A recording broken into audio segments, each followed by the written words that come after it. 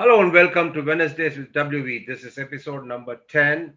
Before I get off to anything else, I'd like to congratulate the women's team for winning the Asia Cup in such an emphatic manner. Deepthi Sharma was the player of the series and she's been in the news for a lot of right reasons.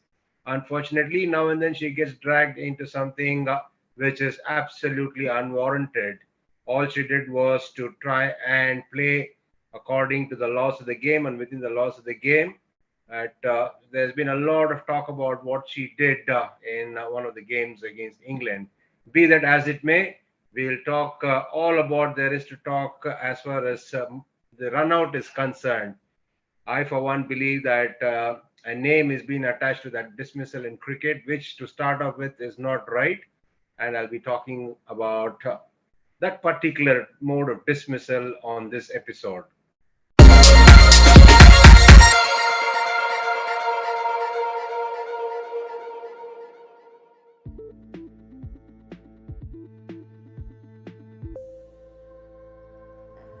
As I first heard about the mode of dismissal, I knew there was that mode of dismissal possible in cricket because the first thing anybody does is when you try to play a game or a sport, you make it a point to know the laws or the rules that govern the sport slash game.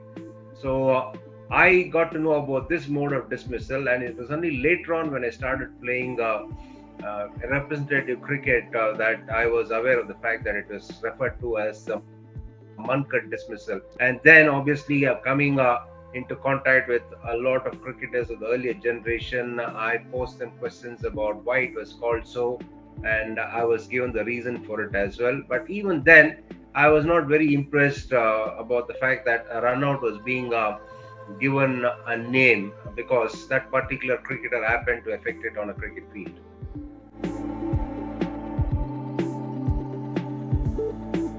I don't remember any dismissal along these lines in first class cricket, but it happened on the tour of South Africa, where Peter Kirsten was loitering away and he was taking undue advantage by taking a start, backing up too much. Kapil Dev, I think, was involved in that particular incident. And to be fair to Kapil Dev, he did tell Peter Kirsten at least on two occasions not to leave the crease before the ball has been delivered. And it was a tight game. All the games were tight, and India obviously was very keen to win.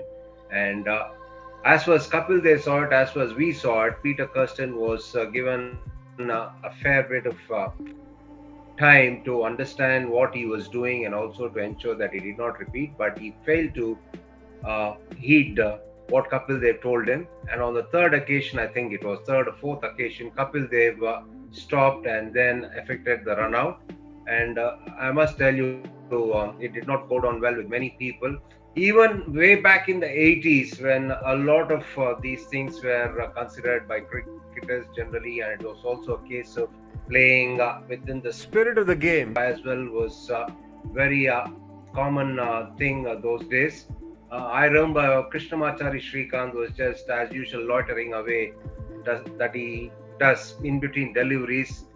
He was going towards square leg, but he didn't realize he was outside the crease.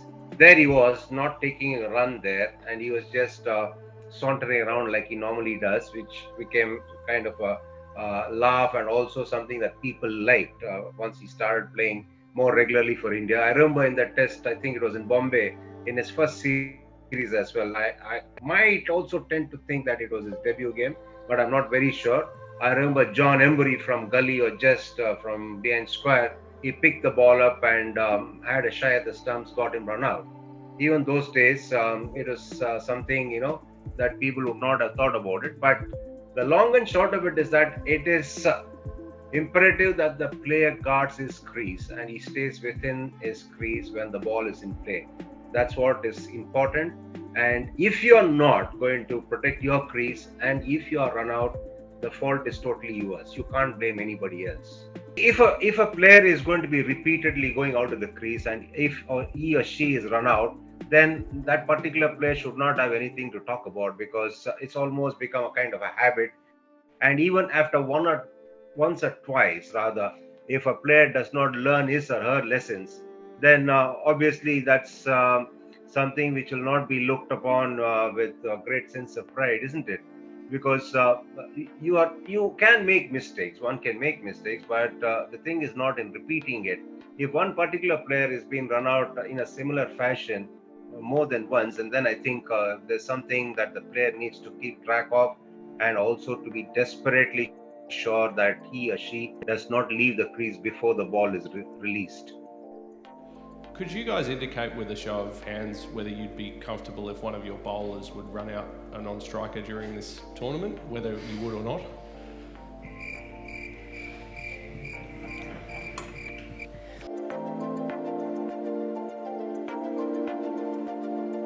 Any captain would always support his or her player, and maybe the occasion is something that would also be seen at when people pass judgments or give their opinions.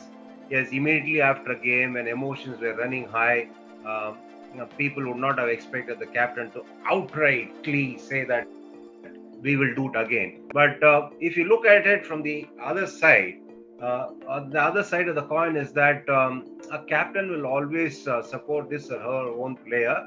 And if Harmanpreet Kaur has said, "I will not mind my player doing it again," then she can't be faulted. There it is. It's an open warning. You can't be repeatedly, telling each and every player, "Please don't leave the crease. My bowler will get you run out." It's a funny situation, isn't it? You're talking about no warning being given, whereas a captain is already now, from now on, anybody who's going to walk out of the crease needs only herself to be blamed, isn't it? Because the Indian captain has already given an open warning. I'll support my player, and if there need be my bowler will perhaps even do it again. This is being argumentative. People might not take kindly to what I'm saying, but these are harsh realities of life. These things happen, these incidents will take place. I'm not dipty, but I won't do it. Doesn't mean you can still leave early. I don't think I did. I don't think it was called for. Dragging Dipti to be dragged in a game where two other countries are involved in a game. I don't think that was warranted. Yes, people will have their views, but the long and short of it is that there are these laws of this game and everybody needs to follow it. Now, spirit of the game, yes, there are times when batters walk when they know they're big. There are times they don't walk. So, when they are not walking, when they are waiting for the umpire's decision, will you call them cheat? No. The umpire is there to give the decisions. Everything is a matter of opinion, isn't it? Sometimes the batters walk, sometimes the same batters have not walked.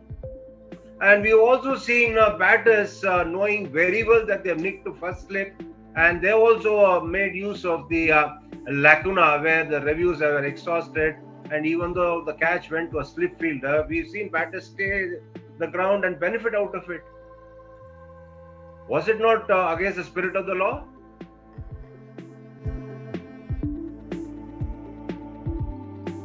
That should stop. There are now two ways about it. Being called monk-cadet should stop for the simple reason it is described as a run out in the laws of cricket by the apex governing body.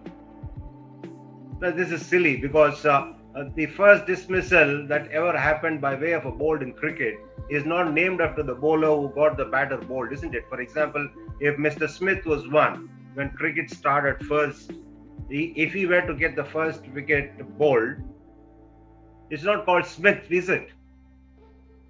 So why is this called Munkard? Because Munkard did it in a game. It is always referred to as a run out as far as the laws of cricket are concerned. So it has to be called as a run out.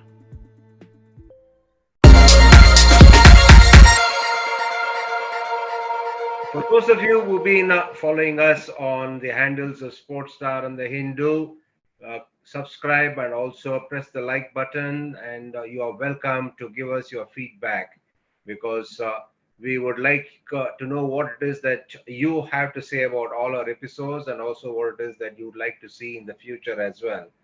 So like, subscribe, and please tell all your friends to watch the fantastic conversations that I've had in the earlier episodes. and the ones that I'll do in the future too.